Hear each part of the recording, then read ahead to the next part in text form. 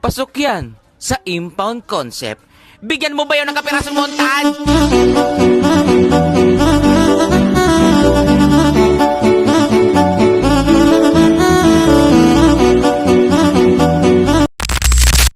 Hi guys, pagpag-post video nga guys, papalitan natin yung visor yung ating Honda CBR version 2 guys. Ang unang gagawin ng film ay babaktasin muna natin, tapos kakabit natin yung baba.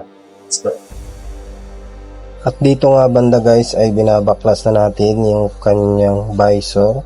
At medyo mahirap-hirap pala yung pagbabaklas nito dahil buong headlight yung tatanggalin para matanggal natin yung visor niya.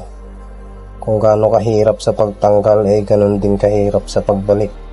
Kaya medyo natagalan ako dito banda sa aking pagtatanggal ng kanyang visor dahil ang daming mga tornilyo na kailangan tanggalin bago matanggal yung kanyang visor, no?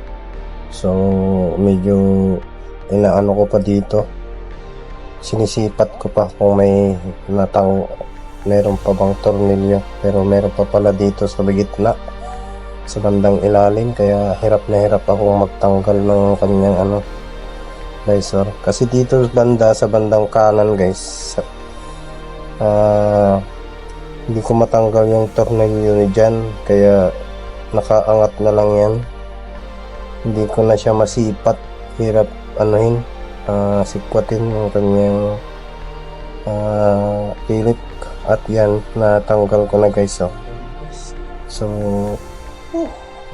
eto na yung lumang visor. At ngayon ay i-unbox naman natin yung visor na isa, yung bagong dating na binili natin. So ito guys ay galing pa sa Jakarta, no? Indonesia. And so unboxing tayo guys. Sa pagkakabalot naman niya is okay naman, safe naman at may balot siyang karton. Pero nakarating naman sa atin na walang damage ang ating parcel na dumating. Kaya nagpapasalamat ako kay seller kahit napakaganda ng pagkakabalot niya. May balot na karton, tapos naka bubble wrap, at maliban sa bubble wrap meron pang yung nahulog na nga dyan banda. At yun, safe pa rin yung parcel natin guys.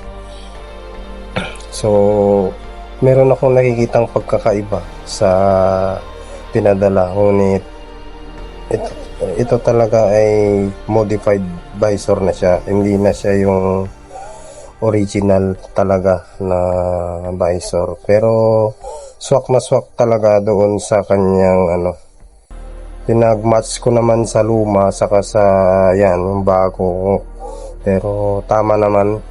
Kaso nga lang may mga ibang parts na nawala dahil yung original is marami siyang dito sa bandang baba meron siyang tornilyuan dyan. Itong bago wala na. So ang magsisilbing lock na lang niya is itong lagayan na lang ng pakitignan nyo guys. Dito sa bandang baba merong tornilyuhan, ayan, yung dalawang kalawit na yan kabilaan. So hindi ko alam kung magmamatch sila, pero noong tinesting ko naman, yung ite-testing natin is okay naman siya. Naipasok naman natin na sakto-sakto. Yun nga lang, wala nang lock dun sa baba. Bale, ang magsisilbing lock na lang niya is yung sa lagayan ng side mirror. Kahit papano bakal naman yung dalawang magkabilaan na yun, kaya okay na okay siya guys. So ito, kinabit ko na siya guys. Yan, sinisipat ko rin. Pero dito banda guys is Hinagyan ko ng karton kasi baka mamaya magasgasan. Yan. Para safe pa rin yung... At dito banda guys, ay yan na. Umaga na. At dito na natin gagawin yung montage. Pasok yan sa impound concept. Bigyan mo ba yun ng kapirasong montage?